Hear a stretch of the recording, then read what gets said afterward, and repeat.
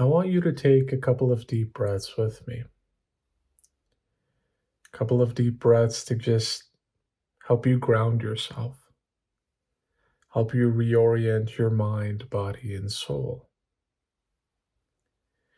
There's so much that we have going on for us in our daily lives. So many things to do, so many places to be, so many commitments to fulfill, so many thoughts to navigate, so many worries to address. It can be a little overwhelming sometimes. And that's why I wanted to focus on making this video, showing us how to access the field of presence, but also to remind us that the field of presence is always here. It's kind of funny to say that we're stepping into the field of presence because the presence is already here. We are the presence. It's a bit like saying, I'm going to teach you how to breathe, but you're already doing it, even when you're not even noticing it. So the video is more about, well, how do we remove the layers that prevent us from being present, right? If presence is our natural state, then how do we become aware of and navigate and overcome the barriers that are preventing us from seeing this, from experiencing this? Because we're always lost in either thoughts of the past or thoughts of the future, but never in the present moment. And if you think about it, the present moment is really the only moment you can live in. The past, well, that's already gone, right? When you were experiencing it, it wasn't the past, it was the present moment. But now it's just a thought, it's just a memory. And the future, that hasn't yet arrived. It may never arrive. And if it does arrive, it won't be the future anymore. It'll just be the present moment. So if you think about it, we're living our entire lives either lost in the past or stuck on the future, when in reality, the only way to live life is in the present moment. To not live fully in the present moment is to live an illusion, to live some sort of a fantasy. Now, this all sounds great, but how do we actually go about doing this, right?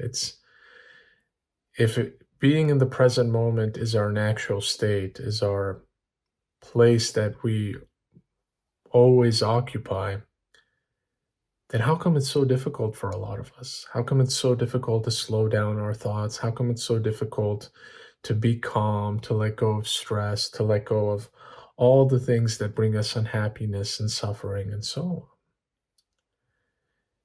on? And if we dig down to the core of it,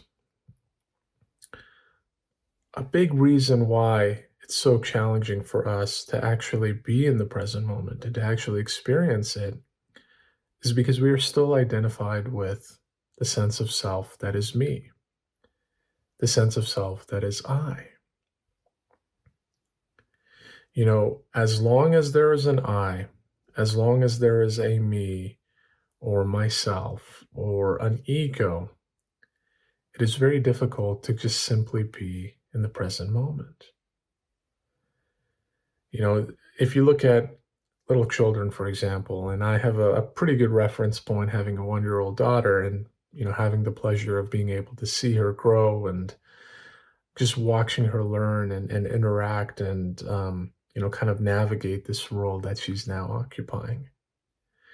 When I'm with her, she's obviously very engaged, she's focused, she knows I'm there. But the moment I step out, it's as if I didn't even exist. And she's on to the next task. She's playing with a toy or she's, crawling to the next location. But all the while, she's just completely immersed in what is unfolding in the now. She doesn't have, fortunately, any thoughts and worries about paying the bills someday or going to college or any of the other things that occupy us nonstop from the moment we get up to the moment we sleep. And she doesn't have any of the traumas or the past experiences, the memories, the backlog of experiences that we have accumulated over the years. She's just perfectly in a state of bliss. And I know that may sound idealistic for some of us to try to live like kids, but in many ways, they are some of the best teachers in life. Yes, there's no way that we can let go of our responsibilities, let go of what we're supposed to do, but we should also never lose that childlike innocence. We should also never lose that childlike simplicity because life really shouldn't be that difficult. And I know this sounds like such a revolutionary statement, but it really is not supposed to be. It really just is reflecting a true reality. We as a society have been raised and groomed to go against the grain, to strive, to work, to struggle, to push, to grind. We're never really taught to go with the flow. We're never really taught to surrender. We're never really taught to be quiet, to stand still, to be humble.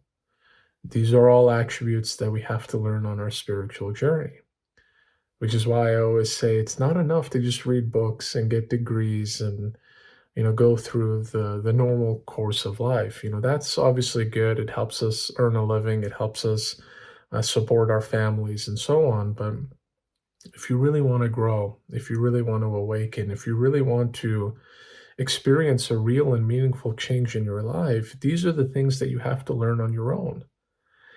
And it doesn't matter if you're 30 years old or 50 or 70 or 90. There's really no age requirement. There's no experience requirement. It's all a matter of trying to make those necessary changes, trying to create that shift in your life.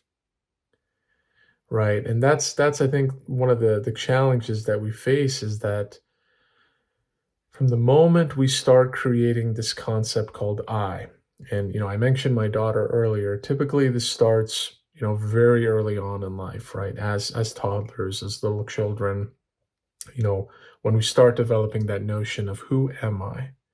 Right. And we get this sort of initial feedback, but then society, whether it's our parents or teachers, kind of reinforce that. You are Najim, and Najim likes certain things, and Najim dislikes certain things. And so all the while, all the years that go on kind of has developed this story of who Najim is. And then, of course, Najim himself develops opinions and perceptions that further reinforce this, that further create this story of who Najim is or who Najim thinks Najim is.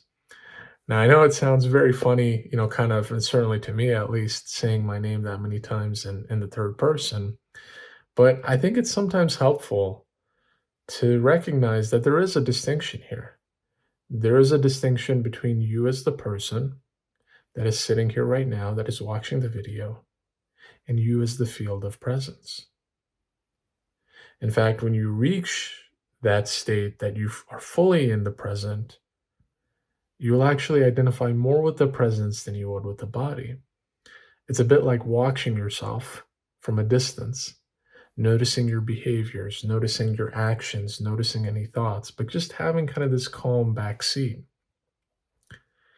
And if you're able to experience this, this is a profound and life-changing experiences because all of a sudden you're no longer associating yourself with all these different thoughts and ideas and worries that are running around, right? We're so kind of in a tunnel vision, just so narrow focused and narrow minded. But the minute we step back and we see that, we observe this entity that is sitting there, we observe our surroundings, we observe and are perceptive of everything that is going around, that is when we begin to associate with something greater. We begin to associate with something much more than this person that has a story, that has a background, that has a history, and so on. We begin to notice what I call presence, what some people call awareness or consciousness. You can even say this is God, right? Because God occupies everywhere, God occupies every space. So to be in a state where you no longer are identifying with the self, identifying with the ego, that is when you can actually experience God at the most truest and deepest level. right? God is silence. God is emptiness. And of course, there's a paradox to that, right? I don't want you to take that as me sort of saying something blasphemous. Of course, where there is emptiness, where there is space, there is complete fullness. It's kind of like the analogy I used in that other video, where if there's no spaces between notes, there can be no music, right? We listen to a song, we enjoy all the different notes and beats, but there's also spaces between those notes and beats. There's spaces between our life. There's spaces between our thoughts. And the more we notice and immerse ourselves in these spaces, the more we realize that this is our essence. This is our core. This is the place that we need to live and embody ourselves in. And basically start seeing our lives as if we are nothing but emptiness, as if we are nothing but that field of presence.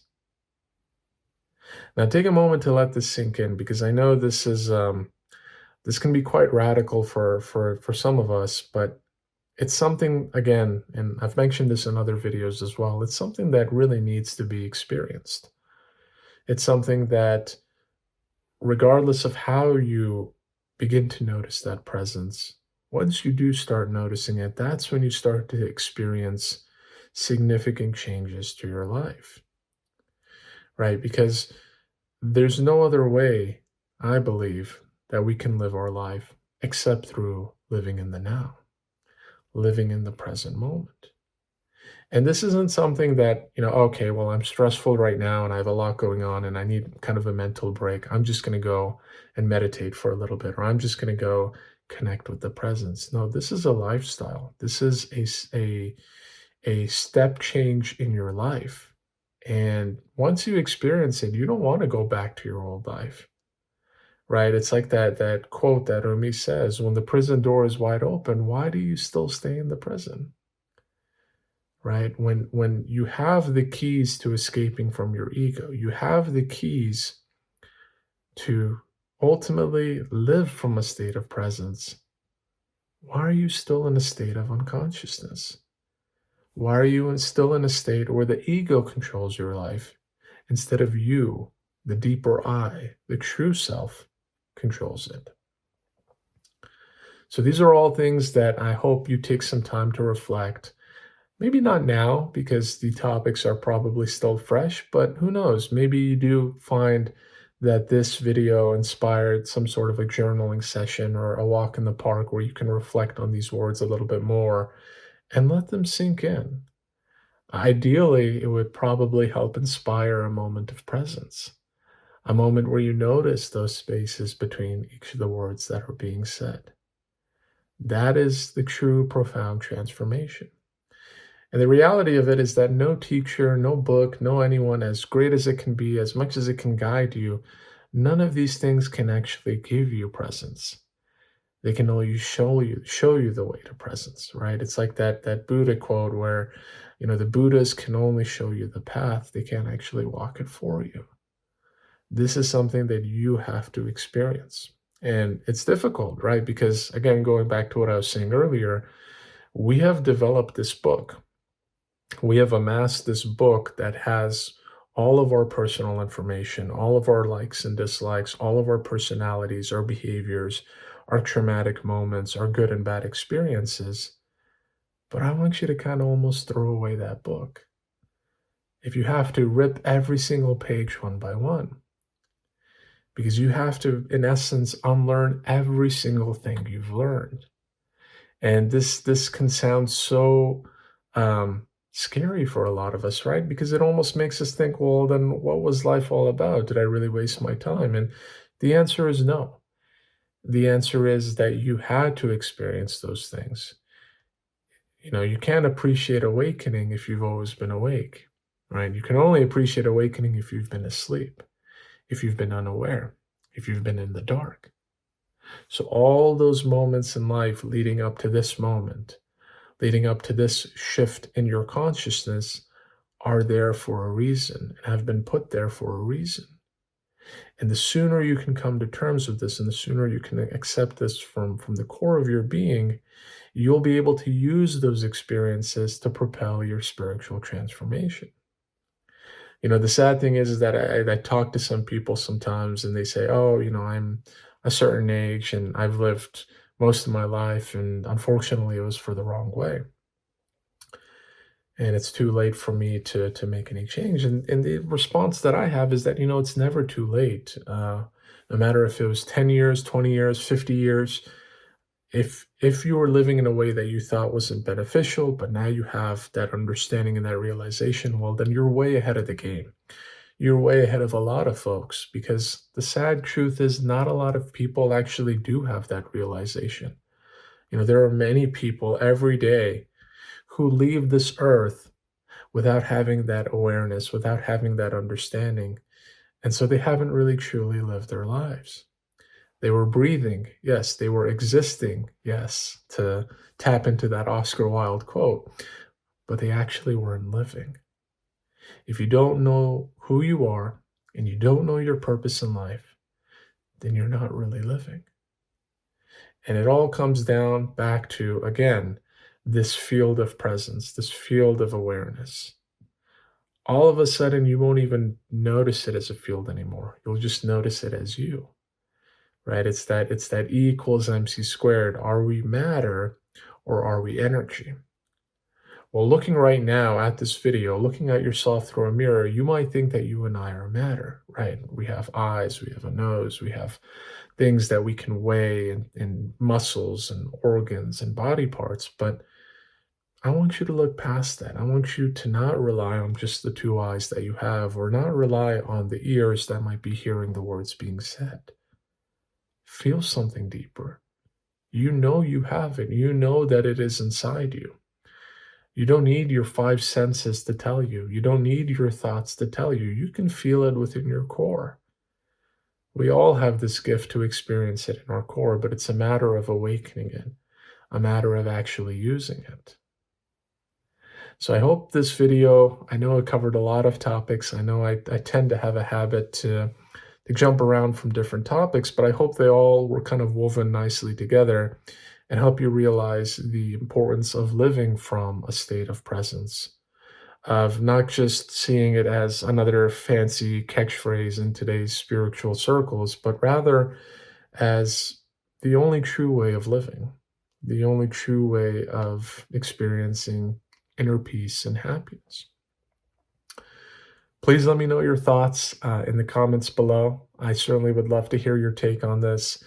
I know that your lives are very busy, and I appreciate you for taking the time out of your busy days to watch this, to learn from it, and of course, for the folks that regularly engage, I really do appreciate your support. It means a lot, especially when, myself, I'm also going through a lot of challenges from a work-life perspective, from a balance perspective, from things that sometimes might pull me away from my spiritual essence, but in the grand scheme of things, they're all there to kind of help me remember why I need to connect more with the presence that is, in essence, who I really am. So that's a long way of saying thank you again for watching. I hope you guys enjoyed the video, and I look forward to seeing you soon on another one of these videos.